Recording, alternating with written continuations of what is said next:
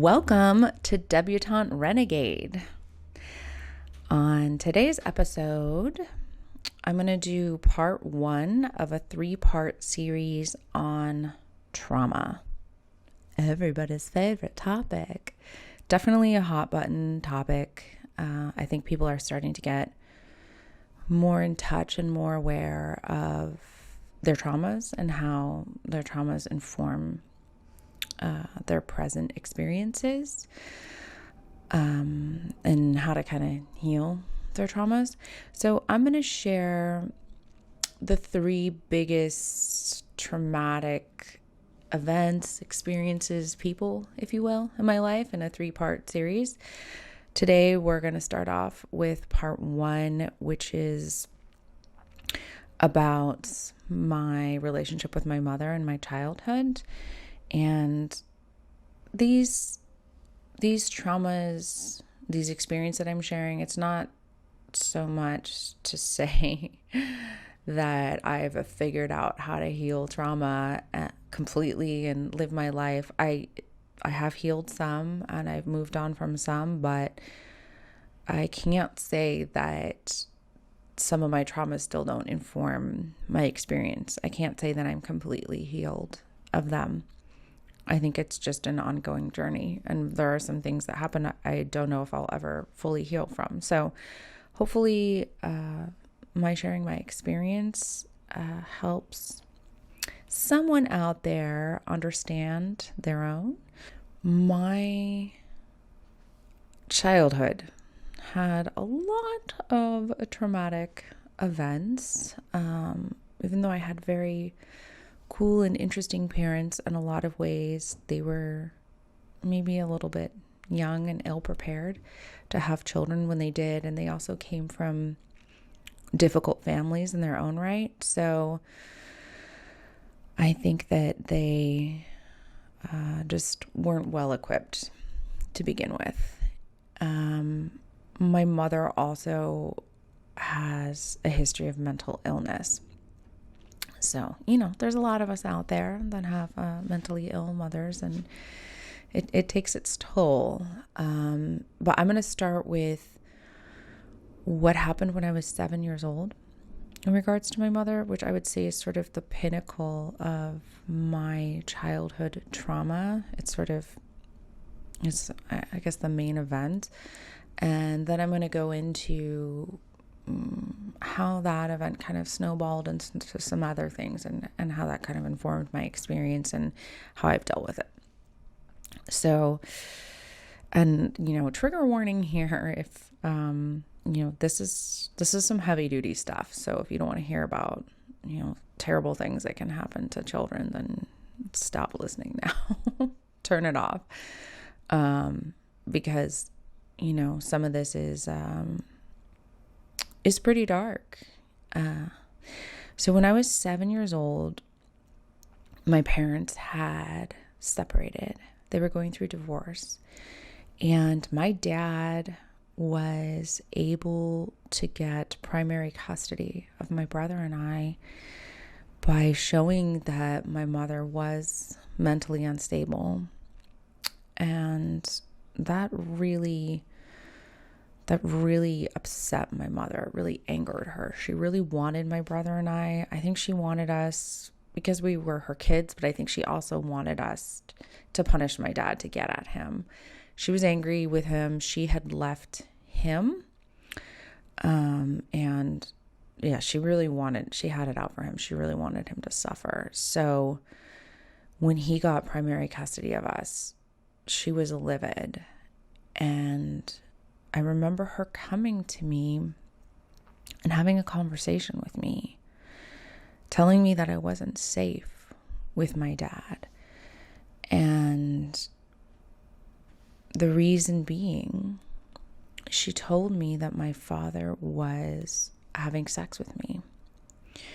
And I said to her, Mom, if my dad was having sex with me, I would remember that. I would know that. And I don't remember that. I don't have any memory of that. So that's not happening. And she said, honey, when something that awful happens to you, your mind blocks it out. It's your mind's way of protecting you. She said, so you don't remember. And so I really started contemplating that. That really confused and scared me. I didn't really know what to do with that. I didn't know if I should trust her, and she was right, and I needed to be very scared of my dad and not trust him, or if she was being dishonest with me. But if she was being honest with me, it meant that I couldn't trust myself. And given that it was my mother, the woman that raised me, the woman that gave birth to me, I chose to believe her. I was a 7-year-old kid. I questioned her, but I chose to believe her. So I believed that my father was having sex with me, and then I just wasn't remembering that it was happening. And it's interesting because in the last episode, I talked about weight stuff and how some things in my childhood informed my weight. Well, this was the moment of my childhood when I got fat, by the way. And I think it was my body's way of trying to protect myself from what I thought was happening to me. So that was really traumatizing. And it led into this years-long back and forth court battle between my parents, where they were at each other. And my mom had all these awful stories. She would tell me, my brother, of the things that happened to us or that were happening to us. I learned to not trust myself in this process, that what I experienced and believed wasn't true. So this really, has had a long-term effect on me. One time when my brother and I were visiting her, she got Child Protective Services to come. Before they got there, she and my brother took me aside, and they said, you have to tell them what your father's doing to you. And I said, but I can't tell them because I don't know. I don't have any memory of it. I can't tell them something that I don't know, that I can't remember. And they said, you will. And my brother threatened me physically. He threatened to hurt me if I didn't comply. And he had hurt me a lot at that point. He'd done some crazy stuff. Like, he hit me. He tied me up in a pillowcase. He pushed me off a ladder. He held a BB gun up to my head and threatened to shoot me. And he was, he was angry and dysfunctional. We were having a rough childhood. So I was legitimately scared of him. And my mother told me that she would give him permission to harm me if I didn't go along with this story that they wanted me to tell. And I decided in my mind, I was like, I'm not gonna tell CPS, Child Protective Services. I'm not gonna tell them what she and my brother want me to say. I'm not gonna do it because that wasn't my truth. It was like, I would be lying. I would be making it up. And I didn't want to do that. But CPS got there and they interviewed my mother, they interviewed my brother, and it was time for them to interview me. And they do this privately, right? They're supposed to interview you in private, not in front of the others, so that you can tell your truth. My mother and brother were told to go for a walk so that CPS could interview me, because we were in a small apartment at the time, and it was divided with only the bedroom and the living room were divided with a screen. It wasn't even a wall. It was like a fabric screen. They told my mother and brother to go for a walk. They said, no, we're fine. We'll sit right here, because they wanted to listen. So I knew they were listening. I knew if I didn't say something, I was going to get in trouble. I didn't want to lie and say exactly what they told me to say. So I said the only thing that I could recall when Child Protective Services was asking me if my father, raped me or molested me or did things to me. And the only thing I could remember was that when we were in the car driving, he slammed on the brakes in traffic and he stuck his arm out. He stuck his arm out to stop me from going toward the windshield. And like once, I was scared, I was a little shaken up, and he just rubbed my chest like that to calm me down. And so when Child Protective Services asked me if he had ever touched any of those parts of me, I said, well, they said, has he ever touched your chest, like your breast area? And I was like, yeah. And I told him the car story. Well, whatever my mother told them and my brother, I think they ended up saying, oh, she's too shy. She doesn't, whatever. I don't know what story they gave. And these people, they wanted to have something juicy. So they took it and they made it so my brother and I couldn't see my father anymore. There was a restraining order against him. His reputation was ruined. And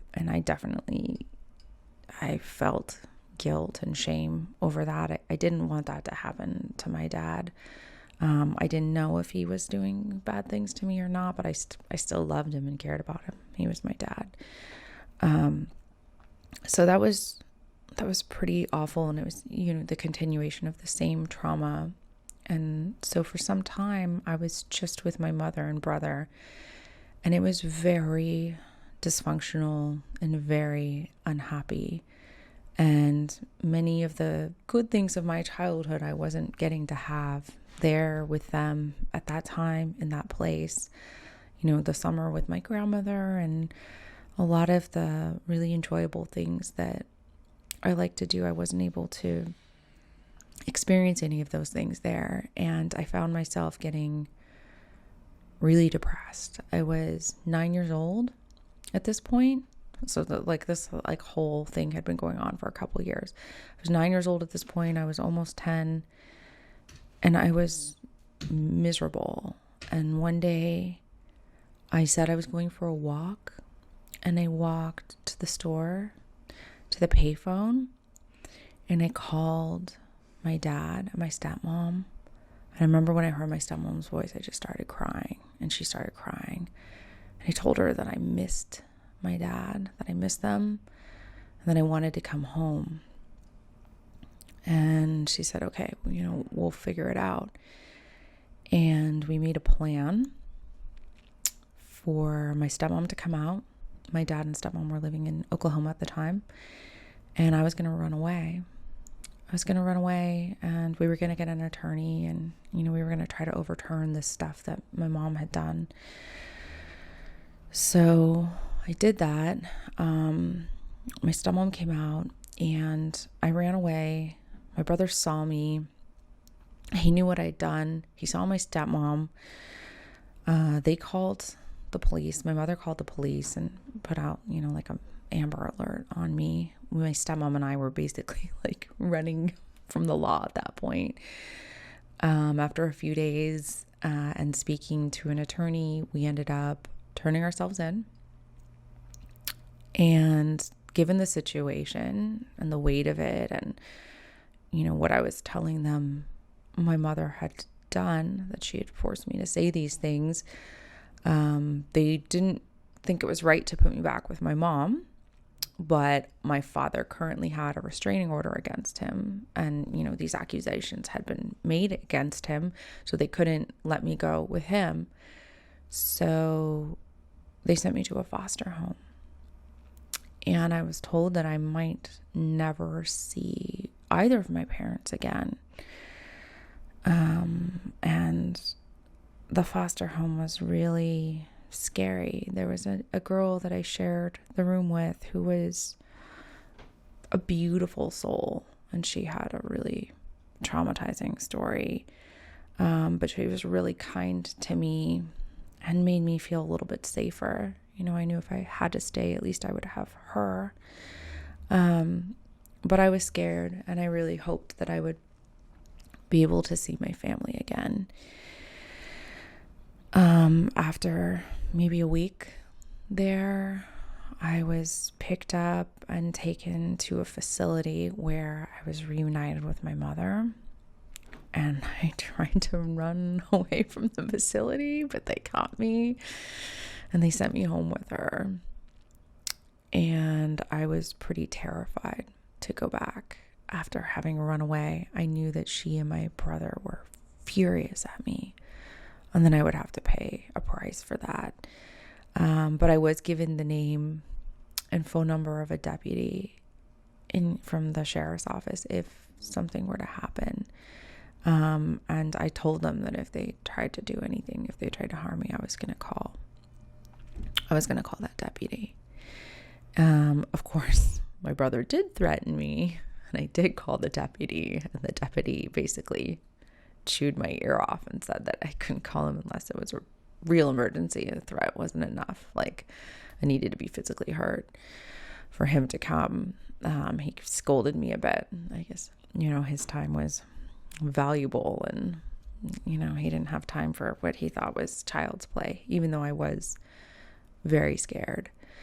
But after a few days of being back at my mom's, my stepmother and my father were in court, and I was at school, and I was super anxious. I knew that they were going to make a verdict. And I remember one of the teachers pulling me out of class. And I had been pulled out of class many times before in regards to the sort of ongoing trauma story my mom gave me. I had CPS come to the school and pull me out of class and perform examinations on me to see if I had been sexually assaulted by my father. And I was just a little girl. I didn't really even understand the body in that way at that time. And, I had these, they had to analyze me, and that was traumatizing as well.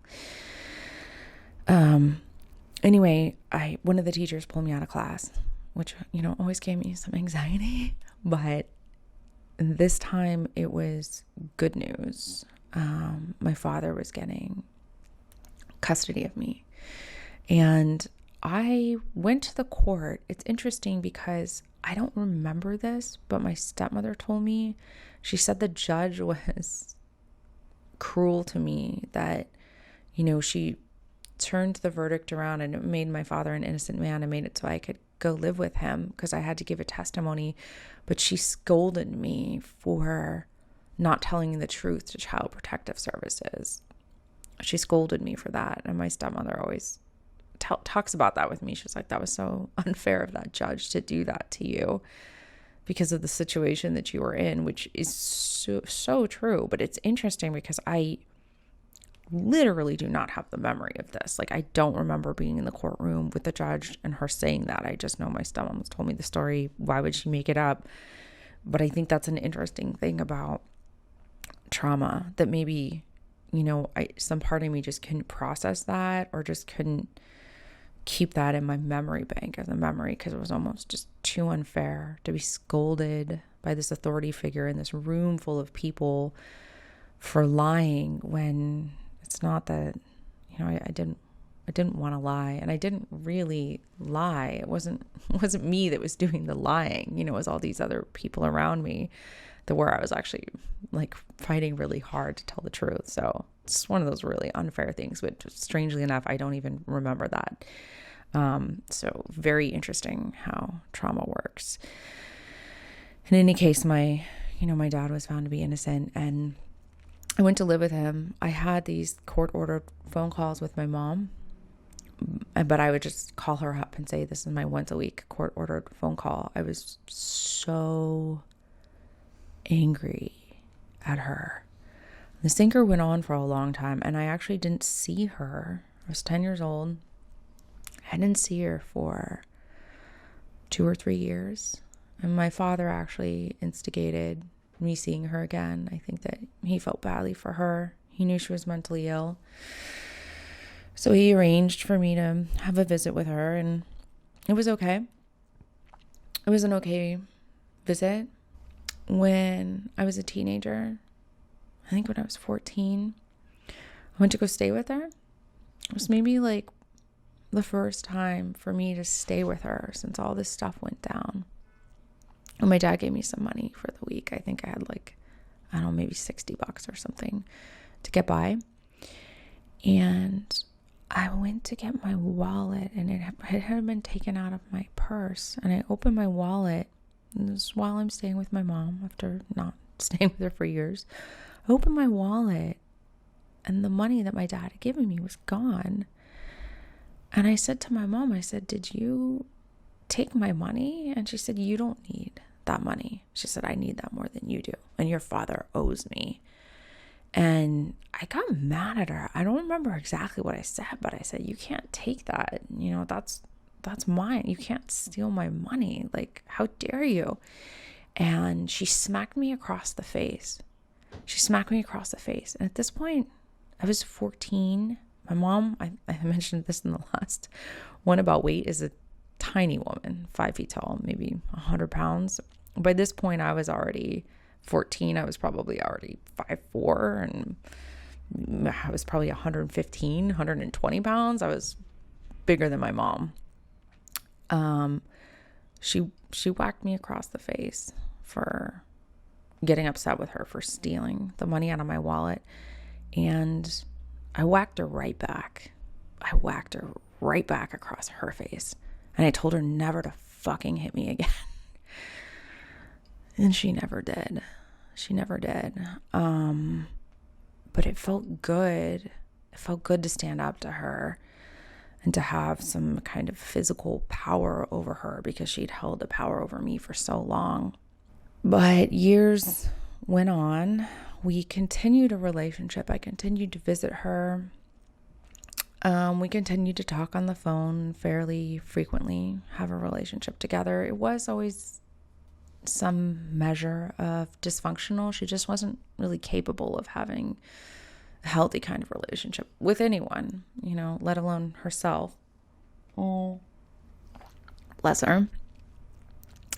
But after a few years, I think when I was in college, she made up this story, and she called everyone in my family, like on her side of the family, like her sister, niece, whatever.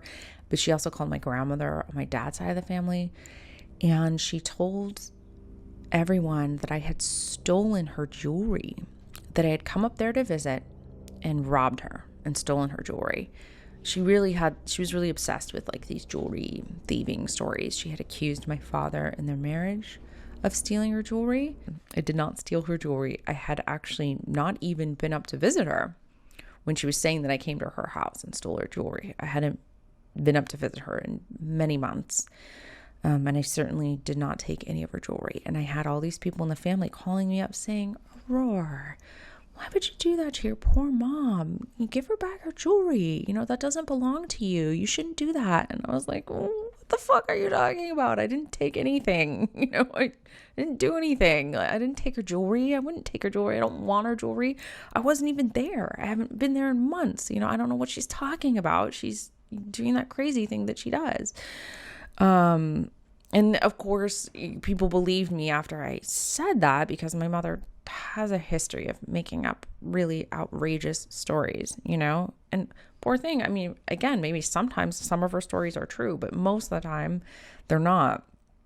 So once again, one of her cruel lies to hurt someone close to her who loves her, who, she loves back in this way. She tried to hurt me with that. So at that point, I decided that speaking to her and having a relationship with her was really just too triggering for me. It was too hard for me. I was a young adult, again, like college, early 20s, and it was just too hard. It was too painful. It hurt too much, because I would see friends who had these moms that were mothers and friends to them, who were nurturing and loving, and who they could call up and get advice from, and who they would kind of complain about nagging them or getting on their case. And whenever my friends would complain about their mothers to me and be like, and I would be like, my mom's crazy, and they'd be like, my mom's crazy too, you wouldn't believe what she did. And like,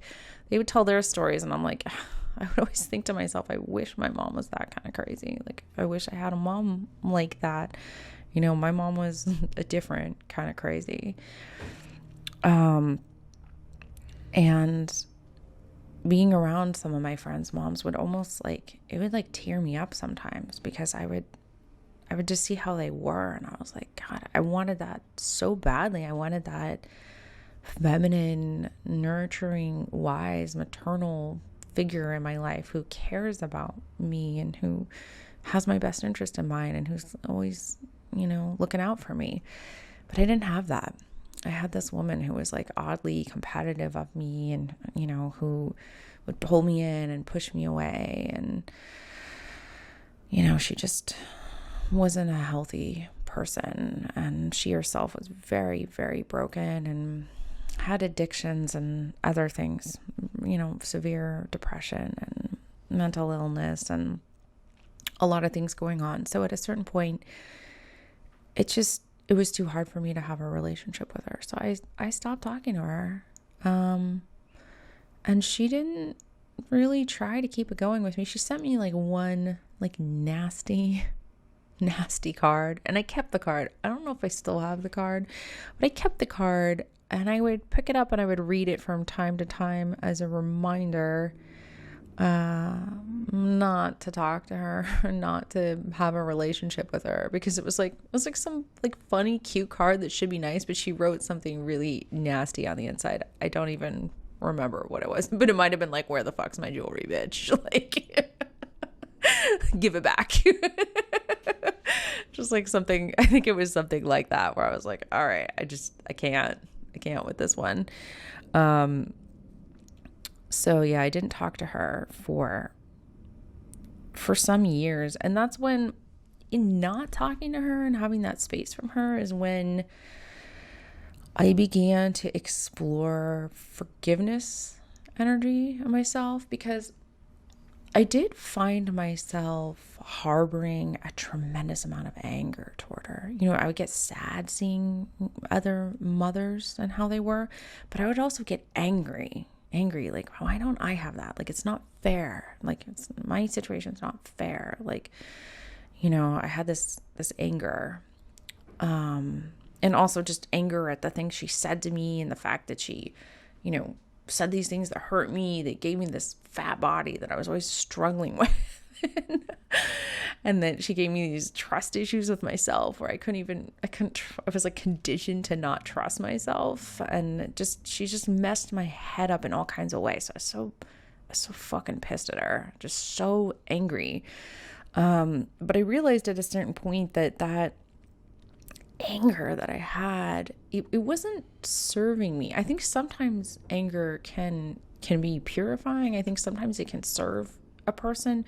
It can drive a person to do good at times. Anger, it can, but not always. And in my case, it just made me lash out at myself and others. And wanting to reconcile that and wanting to heal that, I started exploring the concept of forgiveness. Like, how, I'm so mad at my mom, but how can I forgive her? And I read little philosophical things here and there. I came across this quote by, I think it's Lewis B. Smedes. I don't even know if that's how you pronounce his name. Smedes, Lewis. But the quote was, "To forgive is to set a prisoner free and discover the prisoner was you." And when I read that, it struck straight into my heart. To forgive is to set a prisoner free and discover the prisoner was you. It made me realize that holding this grudge against my mother, having all this anger against my mother, it wasn't punishing her. It wasn't affecting her. It was punishing me. My life was suffering for it. And the sooner I could find forgiveness in my heart, the sooner I could free myself from my own anger, my own self-punishment, all the ways that was negatively affecting me. So I really started working on that. Another one of my favorite quotes on forgiveness is Mark Twain. Forgiveness is the fragrance the violet sheds on the heel that has crushed it. I always thought that was so poetic and beautiful. So I really, I started working on forgiveness, and how could I learn to forgive my mom? Understanding her was part of it. I really tried to understand her. I tried to get inside her head a little bit and think about where she was coming from. I looked at her childhood and her experiences, the things that had informed her. I looked at the fact that she had had her head cut open when she was a child and had brain surgery and brain tumors, and she had brain damage. She came from abuse. Her mother was an alcoholic. She had brain damage. She had addiction. She had all these things stacked against her. So I tried to have understanding and compassion for where she was coming from and separate myself from this idea of her being my mother, because the term mother, it has a lot of weight to it. It has a lot of meaning behind it. Like, when you think about what is a mother, like, what is a mother? When you think of mother, what do you think of? I think of this like nurturing, loving being who's there to protect you and have your back no matter what, who's there to guide you and give you wisdom and love and compassion. And that isn't what I had. So putting this term mother on my mother was just this painful thing. I had to first separate this idea that I had a mother and accept that, I had this person who gave birth to me, and who did help raise me. I mean, she kept me alive, sometimes barely, but she did manage to do that. So, there's gratitude there for that. But she wasn't truly a mother. She wasn't, what I believe a mother is supposed to be. She failed in that. She did. But she was doing the best that she knew how. She was doing the best that she could. And I had to accept that was her best. That's what she had to give. And although it wasn't good enough, it wasn't, it's what I got. So I had to accept that. And I had to learn to have compassion for her, that this person is fucked up and she gave me her best. And I can hold that against her all day, but what's that going to do? I wished for so long, like I wished, what you see in the movies, that person who wronged you, like, realizes that they wronged you. And they have this moment where they're like, I'm so sorry I did that to you, like, blah, blah, blah. And then you get this, like, incredible release that, like, oh my God, they owned up to what they did. They apologized. Like, I can now truly forgive them and get on with my life.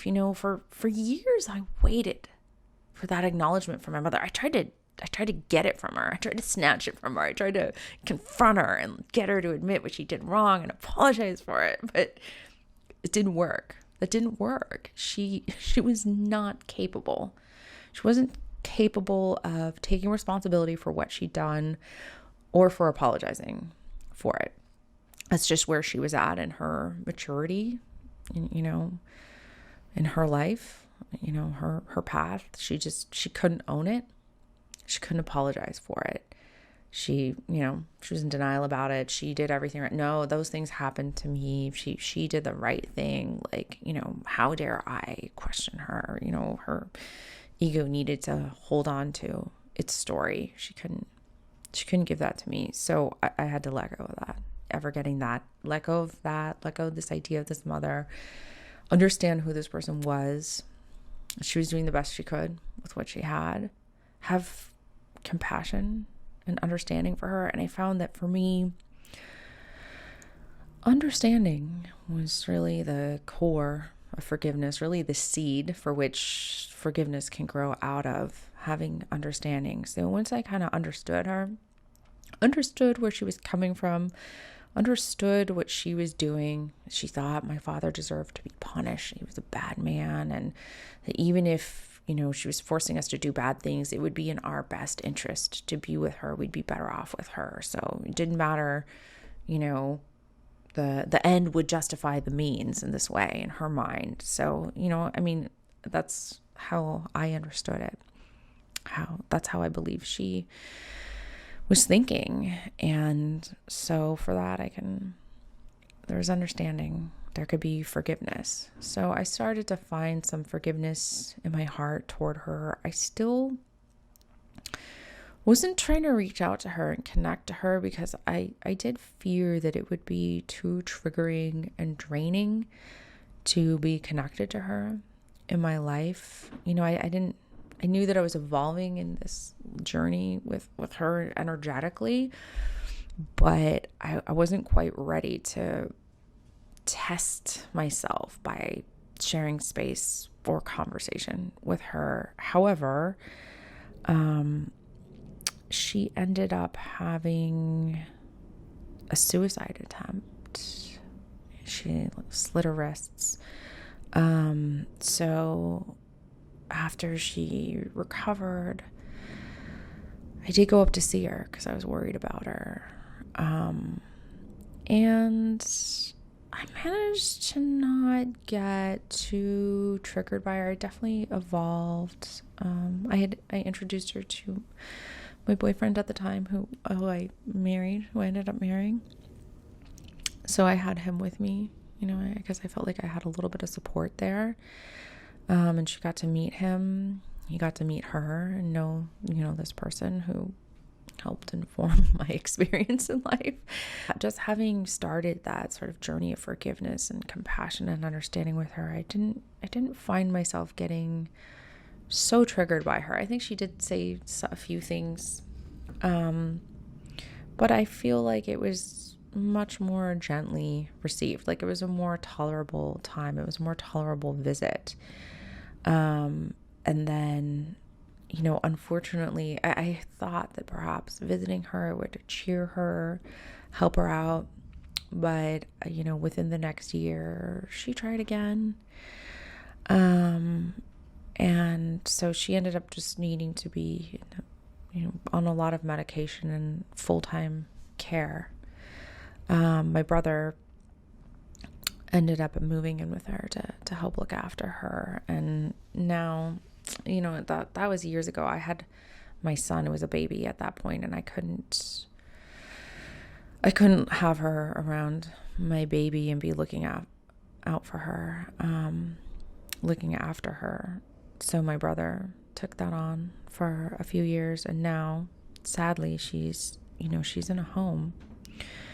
And she's on a lot of medication. She's not really herself. I talk to her every now and again.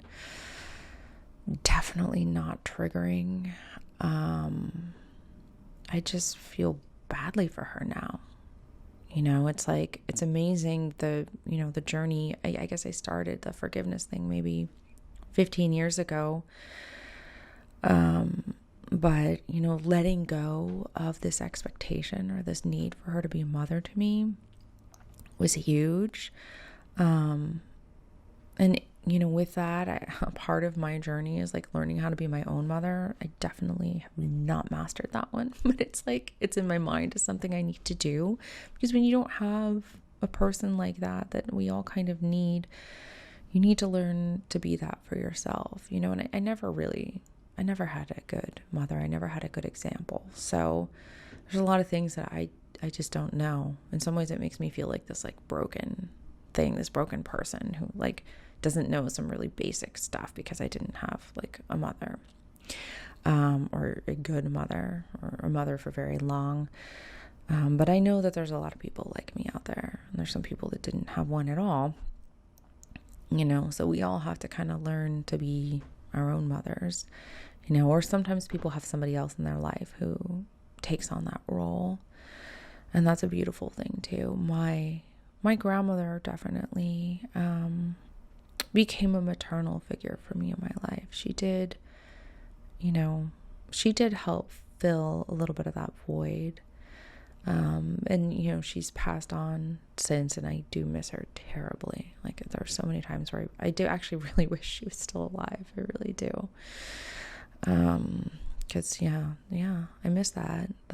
She did fill some of that void. I was lucky enough to have a person, maybe not in the nurturing, affectionate way, but I knew she loved and cared about me, and she did take care of me in ways. So, I'm grateful that I had that. and she had some wisdom to her. One of the ways that I helped heal and reconcile my relationship with my mother too, and this also started, when I started looking to forgive her. Part of that forgiveness journey was understanding that although, back when I was still really angry at her, and she'd done all these things to me that were so awful that you should never do to a child, I was so pissed off about it. But at the same time, I looked at myself and I looked at my experiences and the person that I was and the things I had going for me. And I was like, well, I wouldn't be this. I wouldn't be this person. I wouldn't be this way if I hadn't gone through that. I wouldn't think the way that I do. I wouldn't have the abilities that I have. I just wouldn't be who I am if I hadn't endured that and gone through that, So it made me, as like shitty as a lot of it was, it made me who I am, and I didn't regret the person that I was in my 20s. And so for that, I was able to find some gratitude for my mother, even though, that I was battling this resentment toward her. I was able to have some gratitude to be like, well, if it wasn't for her, I wouldn't be the way that I am. And, I can have some gratitude for that. So that helped, really being able to embrace who you are, regardless of, how shitty your circumstances were. If you feel like you came out pretty good or, decent, then you can be grateful for the experiences you had, even if they were traumatic. Because, I do think these traumatic things, they make us grow in compassion and wisdom, and sometimes it's hard to understand why they had to be the way they were, but it's, I believe in karma, and it's part of our path, our destiny, and, forging who we are and, who we're meant to be. It's really how we deal with it. So, one thing that's interesting about the forgiveness thing too, the forgiveness journey, is that in no way does forgiveness equal trusting the person again. Like, you can forgive someone. You can be like, I understand this person. I know why they did what they did, and I forgive them. Like, I free them from, harboring this anger against them. But that doesn't mean that you have to trust them or think that they're going to come through for you or be the person you want them to be. No, like, if you learn that this person is the way they are and cannot be trusted, and to not have expectations of them, to not trust them, to not, anticipate that they're going to be this role that they're supposed to be for you. Like for my mother, if I don't trust that she's going to be a mother to me, I don't expect that. I trust that she's going to say harmful, damaging things, or I trust that at any time I talk to her that she could be awful and abusive to me, so that's my expectation. And then if she's nice and friendly, I'm pleasantly surprised. But that way, if she's says anything bad or cruel, then I'm totally prepared for it.